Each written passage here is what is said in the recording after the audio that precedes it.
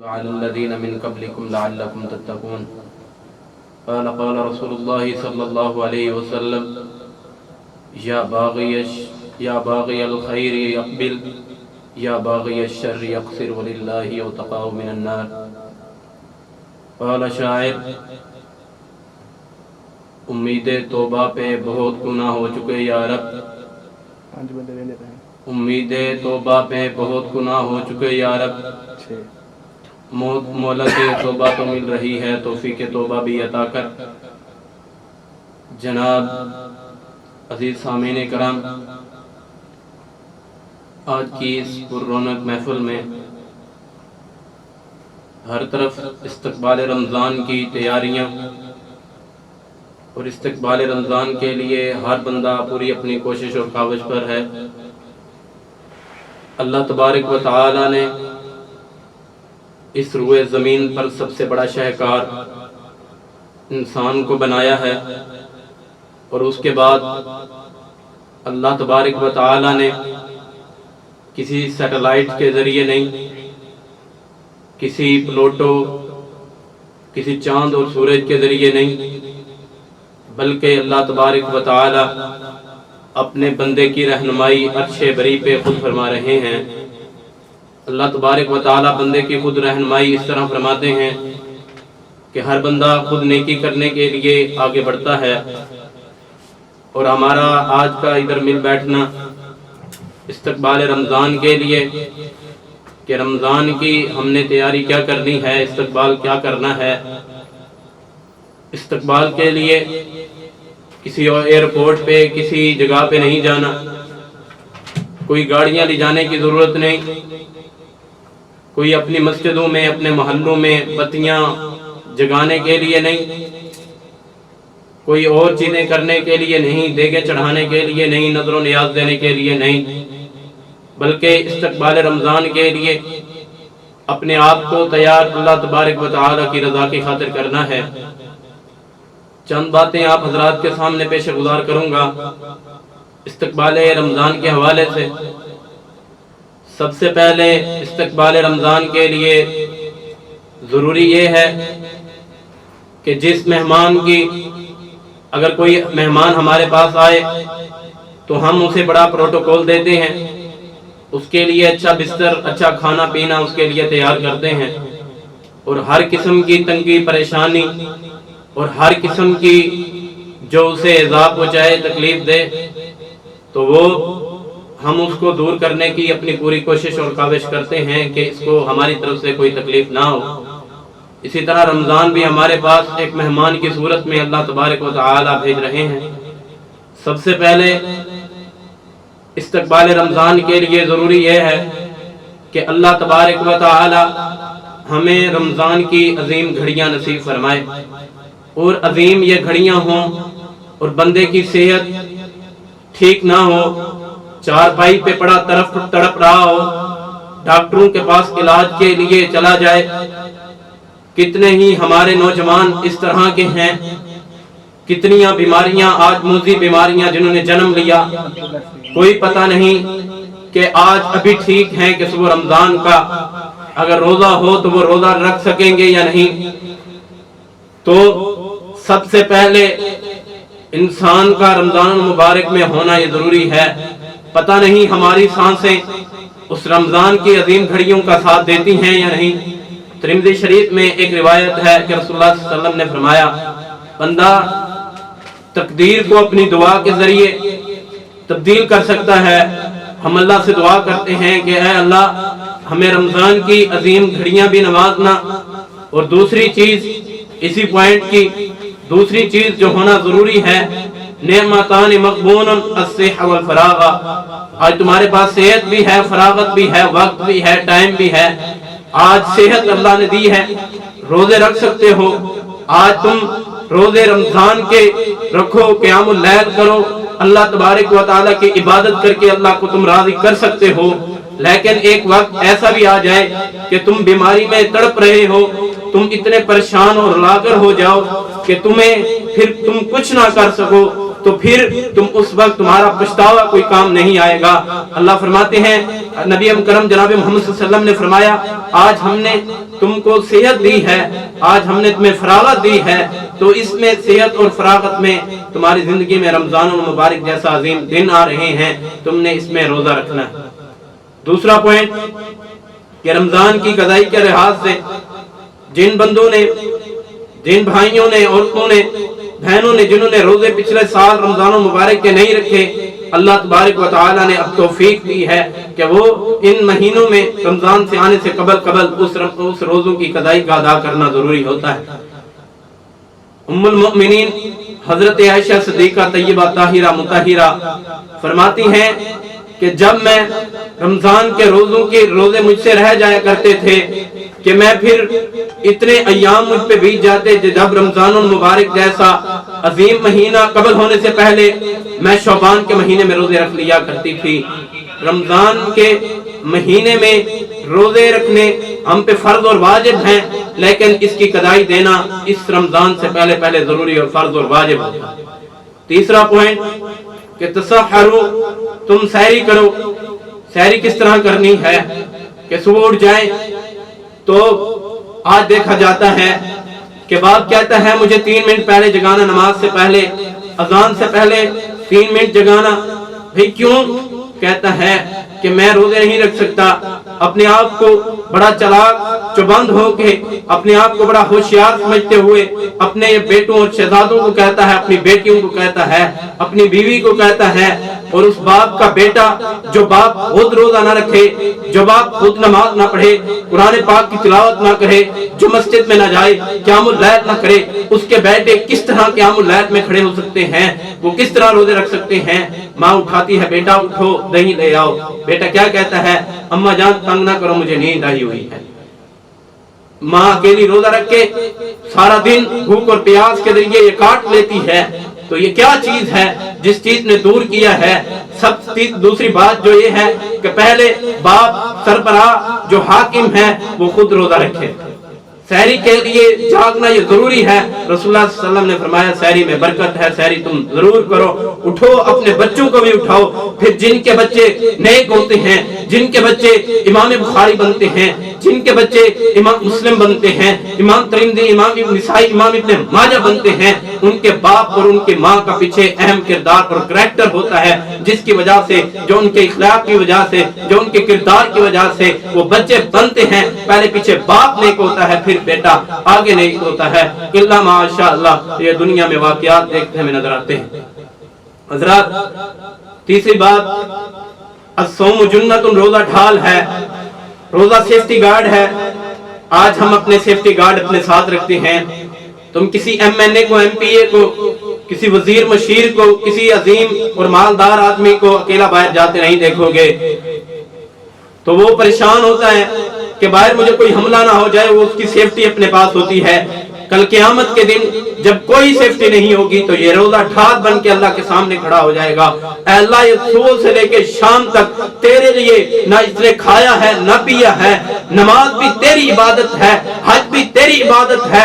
نماز پڑھنے میں تو یہ شہرت ہو سکتی ہے کہ لوگ مجھے دیکھیں تو نمازی کہیں، میں حج کرنے جاؤں تو وہاں بھی لوگ دیکھیں گے، مجھے الحاج کہیں، میں عمرہ کرنے جاؤں لوگ مجھے عمرہ کرنے میں دیکھیں کہ میں نیک ہوں، لوگ مجھے خرچ کرنے میں دیکھیں، زکات ادا کرنے میں بھی دو بندوں کا تو کردار ضروری ہوتا ہے، جس کو دے رہا ہے اور جو دینے والا ہے، ان دونوں کو پتا ہے۔ لیکن روزہ ایسی چیز ہے، صبح سحری کر کے کچن میں جا تو اپنا فریج کھول، وہاں پہ تجھے کوئی نہیں دیکھ رہا، وہاں تجھے علی کل شیء قدیر ذات دیکھ رہی ہے، قل هو اللہ احد، اللہ الصمد ذات دیکھ رہی ہے۔ یہ اللہ کے ساتھ تعلق ہوگا تو پھر تجھے کوئی چیز کھانے پہ تیرا دل نہیں چاہے گا، پھر تیری یہ تیری نظریں فلمیں اور ویسیات پر نہیں جائیں گی، بلکہ یہ تیری نظریں اگر جائیں گی تو قرآن پاک میں جائیں گی۔ امام بخاری رحمہ اللہ فرماتے ہیں، میں تو ایک نادان سا بندہ ہوں، لیکن اللہ تبارک و تعالیٰ کی اتنی رحمت اور شفقت کے ساتھ میں قیام اللیل کے علاوہ جو تراویح میں قرآن پڑھا جاتا ہے اس سے علاوہ میں پوری رات میں 10 سپارے قیام اللیل کے علاوہ پڑھ دیتا ہوں۔ آج ہمیں تو ایک قرآن ختم کرنے کے رمضان المبارک میں سے عادت حاصل نہیں ہوتی. بھائیو آج سے یہ تہیہ کرنا ہے، آج سے یہ سفر، یہ ذہن، یہ سوچ، یہ فکر، یہ کنسپٹ اپنے ذہن میں اس طرح بٹھانا ہے کہ انشاءاللہ ہم نے 30 دنوں میں زیادہ سے زیادہ ہم نے نوافل بھی ادا کرنے ہیں، قرآن پاک کی تلاوت بھی کرنی ہے. حضرات یہ ہے نیک عمل جس کے ساتھ اللہ تبارک و تعالیٰ پھر بلندیاں بھی عطا فرماتے ہیں. اللہ فرماتے ہیں ہم تمہارے لیے جنت کے دروازوں کو کھول دیتے ہیں. اللہ نے تو ساری زندگی بندے کے لیے جنت کے دروازے کھولے ہیں. اللہ فرماتے ہیں ہم ان ایام میں جنت کے دروازوں کو کھول دیتے ہیں اور جہنم کے دروازوں کو بند کر دیتے ہیں. لیکن خود انسان شیطان بنا رہتا ہے، سارے شیطانوں کو جکڑ دیا جاتا ہے، لیکن یہ انسان خود شیطان بنا ہوا ہے. وہ کس طرح کہ ایک دفعہ ایک مسجد میں ایک آدمی نماز پڑھنے کے لیے آیا، اس کا ایک دوست ساتھ تھا. وہ نماز پڑھنے کے ساتھ باہر نکل گیا. میں اس کو دیکھ رہا تھا، وہ بڑا عظیم سکالر اور اس نے اپنا پاؤں پہلے باہر رکھا تھا. میں اس کو دیکھتا رہ گیا. تو وہ پھر کافی دور جا کے وہ پھر واپس آیا.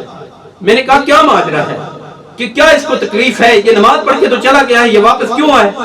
اس نے اس طرح 3 چکر لگائے، مسجد میں داخل ہوا، دایاں پاؤں رکھا، اللہم افتح لی ابواب رحمتک، یہ اس لیے دعائیں پڑھی اس نے. میں پھر جب تیسری دفعہ اس نے چلا گیا، میں نے کہا بھائی جان آپ کو کیا تکلیف ہے، آپ کو کیا پریشانی ہے جو بار بار آپ کو مسجد کی طرف بلا رہی ہے؟ وہ فرماتے ہیں، وہ کہتے ہیں کہ یہ جو شیطان میرے ساتھ تھا اس کو میں نے سزا دی ہے. آج تو نے میرا بایاں پاؤں پہلے باہر رکھوایا ہے. اگر یہ سزا تجھے آج کم دی ہے کہ میں نے 3 دفعہ یہ دوبارہ جا کے اللہ کی رحمت کو پکارا ہے، اللہ کی رحمت مانگی ہے، اگر کل تو نے میرے ساتھ میرے قریب بھی آیا تو میں تیری سزا دگنی کر دوں گا. اگر بندہ اس طرح ہو جائے کہ اپنے گناہ کو ختم کرنے کے لیے جان بوجھ کے اگر کوئی بھی لاچارے میں کوئی بھی نہ پتہ ہو گناہ ہو جائیں، بندہ اپنے آپ کو خود اس پہ پابند اور تکلیف سے تھوڑی مشقت کرے، بندہ نیکوکاروں میں سے بن جاتا ہے. یہ ہے استقبال رمضان. مسجد میں آئیں، اللہم افتح لی ابواب رحمتک، اور مسجد سے باہر نکلیں، اللہم انی اسألک من فضل. یہ دعائیں پڑھنا ضروری. مسجد میں آئیں گے تو آپ کو رحمت ملے گی، مسجد میں آئیں گے تو پھر آپ روزہ بھی آپ رکھیں گے، قیام اللیل بھی کریں گے، تو پھر یہ آپ کو یہ عظیم سعادتیں حاصل ہو سکتی. اللہ نے جنت کے دروازوں کو بھی کھولا ہے. اللہ آپ نے جنت کے دروازوں کو کھولا ہے. اللہ فرماتے ہیں، سیدنا عبداللہ بن عمر رضی اللہ تعالیٰ عنہ سے روایت ہے، وہ فرماتے ہیں کہ اللہ تبارک و تعالیٰ کے نبی حضرت محمد صلی اللہ علیہ وسلم نے ہمیں حکم دیا تھا کہ لوگوں سنو، جو بندہ تلاوت قرآن مجید، جو بندہ نماز کی غرض سے یا تلاوت قرآن مجید کے لیے جب بھی جس وقت بھی وضو کرتا ہے، وضو کر کے اشہد ان لا الہ الا اللہ کے کلمے کو بلند کرتا ہے، اللہ تبارک و تعالیٰ اس کے لیے 8 جنت کے دروازوں کو کھول دیتے ہیں. یہ تو عام دن، تو رمضان المبارک میں اسی فضیلت اس سے بڑھ کر آگے ہے. ہمیشہ وضو میں رہیں، آپ کو کوئی گناہ کوئی تکلیف آپ کو نہیں پہنچا سکتا. پھر اللہ فرماتے ہیں ہم نے تمہارے لیے وفتحت السماء، ہم نے آسمان کے دروازے بھی کھول دیے ہیں، ہم نے بلندیوں کے دروازے تمہارے لیے کھولے ہیں، ہم جنت کے دروازے بھی تمہارے لیے کھول دیے ہیں، 7 آسمانوں کے دروازے تمہارے لیے کھول دیے ہیں. ان 5 راتوں میں قیام کر کے تم 83 سال کی زندگی کا، 83 بسر کی زندگی کا تم ثواب حاصل کر سکتے ہو. اگر کوئی ہے اس دنیا کائنات میں کوئی ایسا بھی امیر زیادہ نہیں جو پورے مہینے کی، پورے سال کی 5 دن کام کرنے کے بعد 83 سال کی تنخواہ دے دے. اللہ فرماتے ہیں 5 دنوں میں تو میری عبادت کرے گا، 83 سال کی زندگی کا ثواب میں تجھے عطا کروں. کوئی ایسی رحیم و کریم ذات ہے؟ آج دنیا کے بھی بادشاہ موجود ہیں، لیڈر ہوں دنیا کے، تو وہ 5 دن کام کروانے پہ 1 مہینے کی تنخواہ دینے کے لیے تیار نہیں. وہ رحیم اور کریم اللہ فرماتے ہیں 5 دنوں کی عبادت تو کر تو صحیح، میں تیرے 83 سال کے گناہ معاف کر دوں گا، تجھے نیکیاں تجھے دے دوں گا. اور کیا چاہیے؟ 5 دن کی عبادت. یہ ہے استقبال رمضان. اس میں تیاری کرنی ہے. اور پھر گروپ بنائے، واٹس ایپ گروپ ہے، کوئی یارانہ گروپ، اس میں کافی گروپ واٹس ایپ پہ موجود ہیں. دوستوں کا گروپ، کالج پرائمری اسٹوڈنٹس کا گروپ، کالج یونیورسٹی، یہ ہمارے محلے کا گروپ ہے، یہ فلاں علاقے کا گروپ ہے. یہ گروپ بناؤ کہ ہم نمازیوں کا گروپ یہ ہے، ہم یہ دوست ہیں اچھے، ہم اتنے پیارے ہیں کہ ہم پہلی صف میں کھڑے ہوتے ہیں. ہم وہ دوست ہیں جو قرآن مجید کی تلاوت میں سب سے آگے ہیں. یہ ہے یاروں کا گروپ جو کامیاب اور کامران. ایک دوست لائے، دوسرے دوست کو بلائے، یار تم آج نماز میں کیوں نہیں آیا؟ تیرے اندر کون سی چیز ہے جو تجھے نماز میں دوری کی ہے، کیا چیز ہے، کیا پریشانی ہے، اس کی پریشانی اگر دنیاوی پریشانی آپ حل کر سکتے ہو تو یار اور دوست مل کے اس کی پریشانی حل کرو، کل قیامت کے دن یہ تمہیں فائدہ ہوگا۔ اس چیز کا فائدہ یہ ہے استقبال رمضان، اپنے ساتھ اپنے دوستوں کو بھی تیار کرو مسجد میں آنے کے لیے۔ آج دیکھیے رمضان المبارک میں مساجد بھری ہوتی ہیں، 90% یہ باتیں ہیں کہ رمضان المبارک میں مساجد بھری ہوتی ہیں، جیسے یہ مسلمان ہی رمضان کے لیے ہو، رمضان آئے مسجدیں بھری ہوتی ہیں، جب رمضان المبارک جیسا عظیم مہینہ چلا جائے تو مسجد ویران ہو۔ حضرات یہ باتیں یہ مسلمان ہونے کے لیے کافی نہیں کہ ایک مہینہ تم عبادت کر لو، لیکن استقبال رمضان اپنے پورے زور و شور پہ ہے۔ اللہ تبارک و تعالی ہمیں رمضان المبارک جیسی عظیم گھڑیوں سے زیادہ فائدہ اٹھانے کی توفیق عطا فرمائے۔ حضرات آج کوئی کیس لڑنے کے لیے بندے کو وکیل کی ضرورت ہوتی ہے، وکیل ہوگا اس کا کیس پاس ہوگا، اگر وکیل نہیں تو وہ خود نہیں وکیل بن سکتا۔ اللہ فرماتے ہیں آج تو نے میرے لیے روزہ رکھا ہے، رات کو قیام اللیل کیا ہے، جا بندے کل قیامت کے دن تیرا وکیل یہ روزہ ہوگا، تیرا وکیل یہ قیام اللیل ہوگا، یہ کل قیامت کے دن اللہ کے حضور پیش ہو کے فرمائیں گے اے اللہ یہ روزہ رکھتا رہا ہے، یہ قیام اللیل کرتا رہا ہے، یہ جب اپنی سفارش اپنا وکیل یہ سب سامنے رکھیں گے تو اللہ فرماتے ہیں کہ جا اے روزے اگر روزہ میرے لیے اس بندے نے رکھا تھا تو پھر اگر روزہ اس نے میرے لیے رکھا، قیام اللیل میرے لیے کیا، خیر و افطاری میرے لیے کی، تو میں اس کے سارے گناہوں کو معاف کر دوں گا اور اسے جنت الفردوس میں مقام عطا کر دوں گا۔ یہ ہے برکت، یہ ہے فضیلت، اور کیا چاہیے؟ حضرات اللہ تبارک و تعالی تو عظیم نعمتیں فرماتے ہیں۔ استقبال رمضان کے لیے اپنے آپ کو قابو کریے، اپنے دوستوں عزیز و اقارب رشتہ داروں کو قابو کریے۔ جنت کے دروازے کھل چکے، جہنم کے دروازے بند ہو چکے۔ جب وہی تم میں عداوت ہو، دشمنی ہو، وہ تم میں نفرت ہو، وہ عداوت، وہ تم میں دشمنی اور وہ تم میں نفرت پائی جائے، وہ تم میں کنسیپٹ نہ موجود ہو، وہ تم میں کیا تم نے اپنے ذہنوں میں جو کنسیپٹ بٹھایا ہے تم وہی دشمنی کا وہی اسلوب رکھو، ظلم و زیادتی کا وہ اسلوب رکھو، تو پھر رمضان مبارک جیسے عظیم دن آنے کا کیا فائدہ ہے؟ حضرات آخری بات کر کے اپنی بات کو آخر میں اپنی بات کو پہنچاتا ہوں۔ حضرات استقبال رمضان کے لیے بندے کو اپنی سیفٹی کے لیے اللہ تبارک و تعالیٰ نے باز دی ہے، سیفٹی موجود ہے۔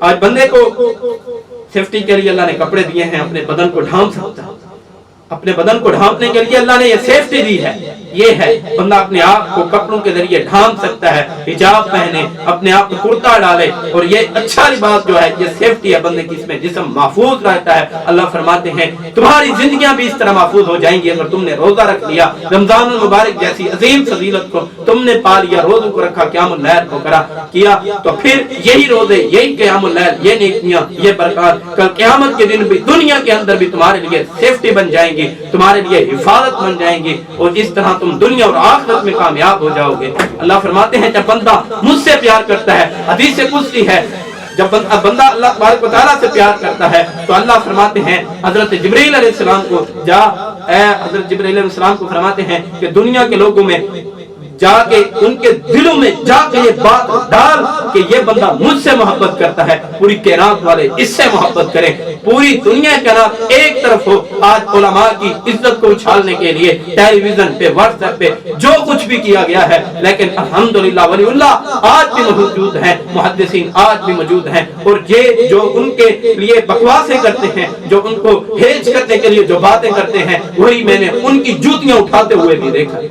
استقبال رمضان کے لیے علماء کی عزت و کریم، ان کے ساتھ بیٹھیے، دیکھیے وہ کون سا عمل کرتے ہیں، وہ کون سی نیکیاں کرتے ہیں، صبح شام کے اذکار، تلاوت قرآن مجید۔ یہ سونے کے لیے رمضان تھوڑی ہے، صبح روزہ رکھا، رات کو کاروبار کیا، ساری رات کاروبار میں مشغول، صبح سحری کر کے سو گئے، پھر روزے وقت اٹھے، زور اثر کٹھے کر لی، اور مغرب کے ٹائم روزہ کھول لیا تو ہم نے روزہ کھول دیا ہے۔ اللہ فرماتے ہیں مجھے ایسی بھوک اور پیاس کی کوئی ضرورت نہیں ہے، تو سارا دن اس طرح اپنے بیوقوفوں کی طرح سویا رہا ہے، تو دوسروں پہ اگر دنیا میں رہتے ہوئے جب روزہ قریب ہو ہر کوئی پکوڑے اور سموسے لینے کے لیے ہر چھاپ پہ چلا جاتا ہے، پھر ادھر ہارن دیتے ہیں، کہتے ہیں یار پائی جان جلدی کھایا جائے، भाई जान मन पे आदि जल्दी, उधर दूसरों का हक मारते हो और कहते मुसलमान हो, जो पहले आया उसका पहले हक है, ये मेरे पैगंबर ने फरमाया है। तुम अगर लीडर बादशाह भी हो फिर भी लाइन में लग जाओ, आज तुम्हारी हैसियत का, तुम्हारी अहमियत का पता लग जाएगा, तुम दुनिया और आखिरत में कामयाब हो जाओगे अगर तुम लाइन में लग गए, उधर तुम मौजूद हुए, रब आसमानों पे राजी हो जाए। फिर हरन देते हैं, फिर दूसरा रिक्शे वाला, कोई टांगे वाला, कोई बस वाला अगर हो, फिर उसको रमजान के रोज़ों में ही गालियां निकालना शुरू हो जाते हैं, यार ये अजीब लोग हैं, ये रास्ते में गाड़ी रोकी हुई है, ये रमजान इसलिए आया है, तुम दूसरों को गालियां निकालो, तकलीफ दो, इज़ा पहुंचाओ, तुम दूसरों